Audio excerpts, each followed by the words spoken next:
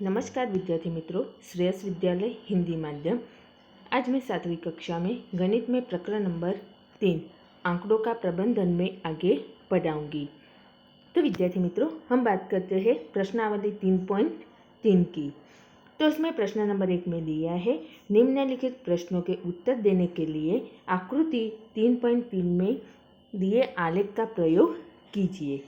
तो हमें ये आलेख देखना है और उसमें से ये जो प्रश्न पूछे है उसके उत्तर देना है हमें। तो उसमें पहला प्रश्न है, कौन सा पालतू पशु अधिक लोकप्रिय है। अधिक लोकप्रिय यानी कि ये इसमें ये जो पसंद है वो आलेख में दिया है। तो ये कुत्ता है, बिल्लियाँ है, ये खरगोश है,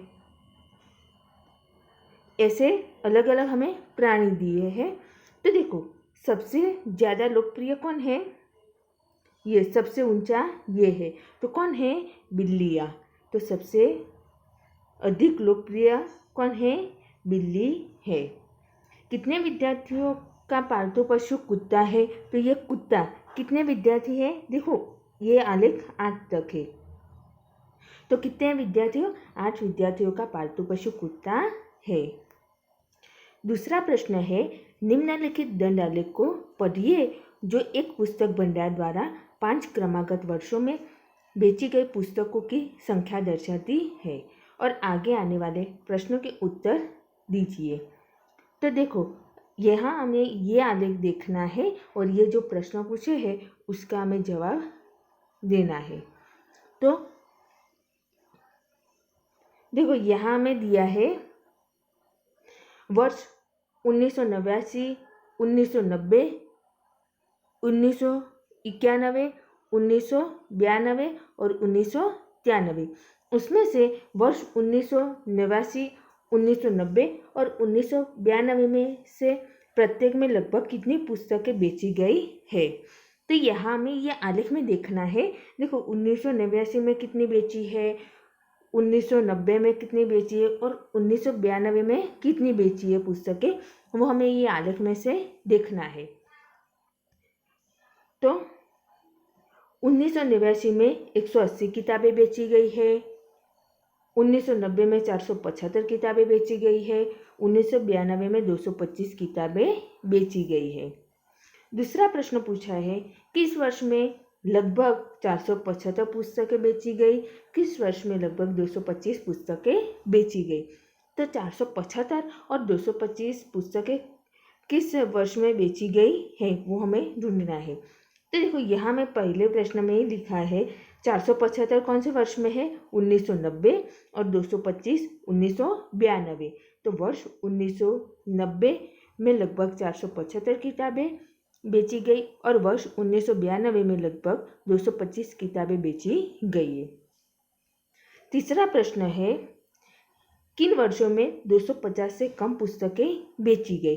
देखो, ये 200 से ये कम है तो ये तो आएगा, और देखो ये भी कम है।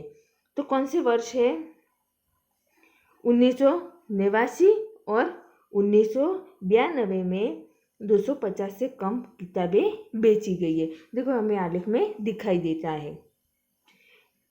क्या आप स्पष्ट कर सकते हैं कि आप वर्ष 1989 में बेची गई पुस्तकों का आकलन किस प्रकार करेंगे। तो आकलन हम किस प्रकार करेंगे, तो आलेख के अनुसार लगभग 180 किताबें वर्ष 1989 में बेची गई है। यहाँ हमें आलेख में दिखाई देता है। प्रश्न नंबर 3, 6 विभिन्न कक्षाओं के विद्यार्थियों की संख्या नीचे दी गई है। इन आंकड़ों को एक दंड आलेख द्वारा निरूपित कीजिए। तो हमें कक्षा दी है, विद्यार्थी की संख्या दी है।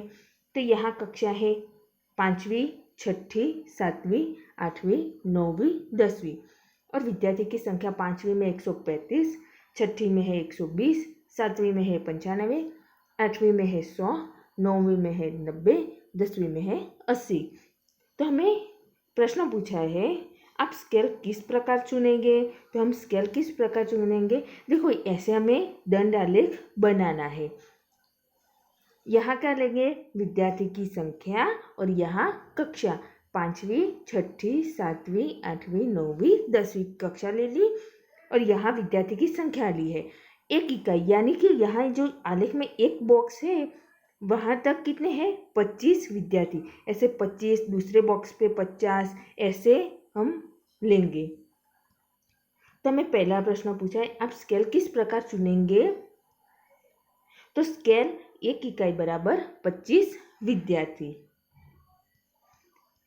दूसरा है निम्नलिखित प्रश्नों के उत्तर दीजिए। किस कक्षा में विद्यार्थियों की संख्या अधिकतम है, किस कक्षा में न्यूनतम है। तो किस कक्षा में अधिकतम है और किस कक्षा में न्यूनतम है, तो देखो ये सबसे ऊंचा आलेख है, तो ये कक्षा में सबसे अधिकतम बच्चे हैं और ये सबसे कम है, तो ये न्यूनतम है।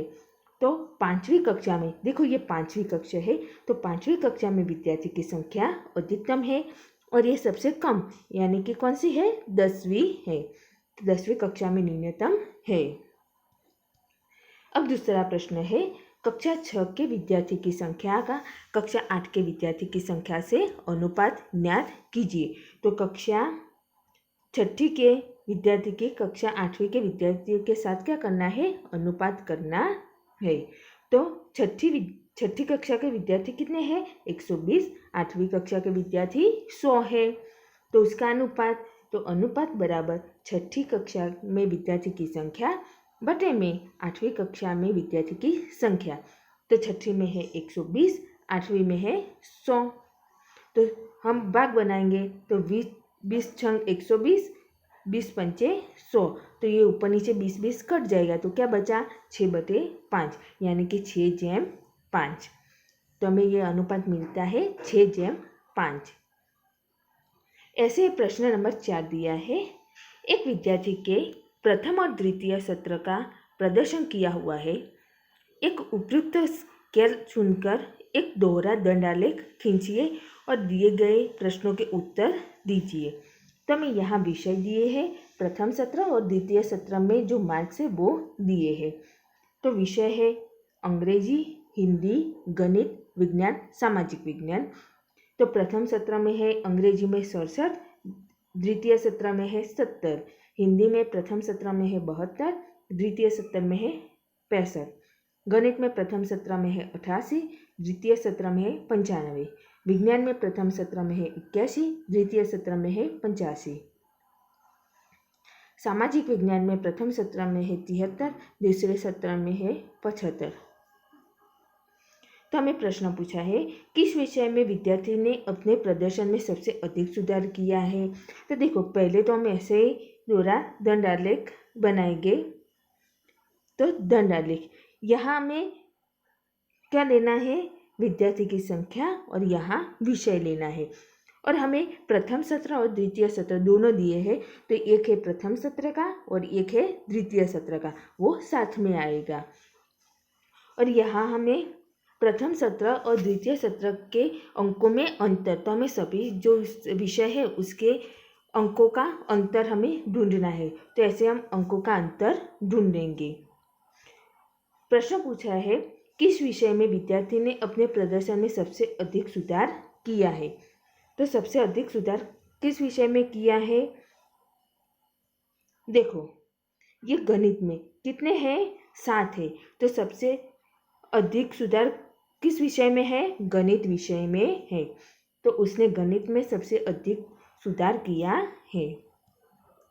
दूसरा प्रश्न है किस विषय में सुधार सबसे कम है। तो सबसे कम कौन से विषय में है, देखो ये सामाजिक विज्ञान में 2 मार्क्स ही सुधरे हैं, तो सबसे कम कौन से है, सामाजिक विज्ञान में सुधार सबसे कम है।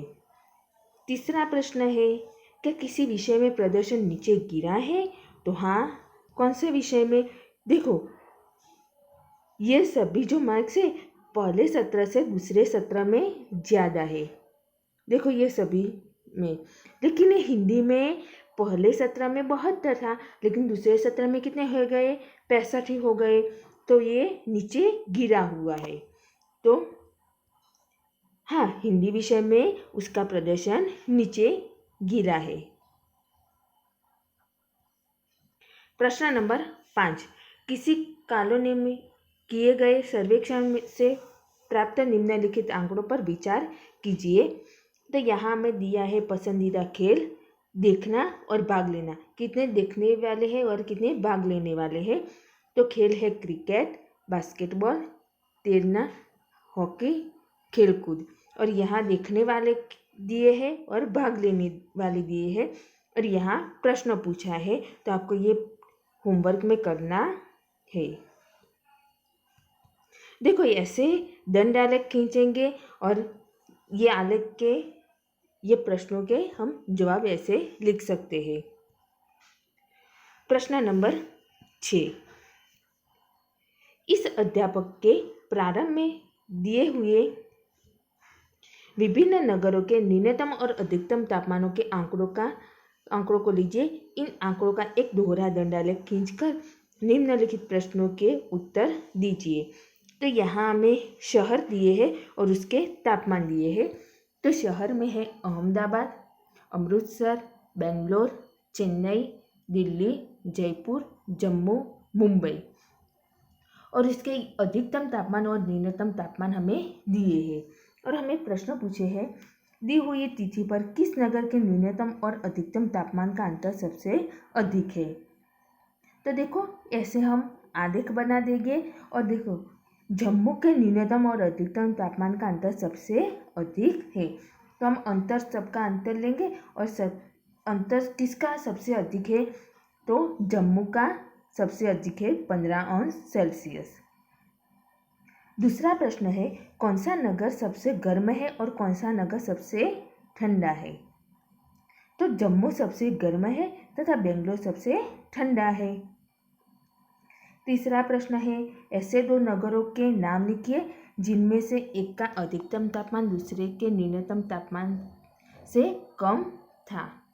तो ऐसा कौन सा है, बेंगलोर का अधिकतम तापमान दिल्ली और जयपुर के न्यूनतम तापमान से कम है। तो देखो ये बेंगलोर का अधिकतम तापमान कितना है, बेंगलोर का अधिकतम तापमान 28 अंश सेल्सियस।